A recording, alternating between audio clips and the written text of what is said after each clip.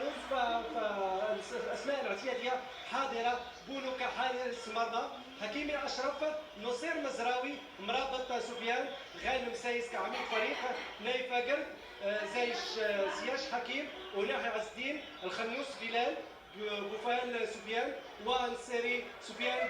بالنسبه للاسماء الاحتياطيه فهناك الكجوي منير كحارس مرمى ثاني، بن عبيد المهدي كحارس مرمى، جواد اليميق، حمد الله عبد الرزاق، داري اشرف، صبيري عبد الحميد، زروري انس، ابو خلال زكريا، زلزولي عبد الصمد، بوشواري بنجامين، وشديره وليد، عمراوي ايوب، لوزة عمران، عبقار عبد الكبير، ويحيى عطية. هذا بالنسبة لتشكيل المنتخب الوطني المغربي بقيادة وليد الركراكي. المباراة التي سيقودها طاقم تحكيمي من تونس بقيادة سليم صدوق الحكم.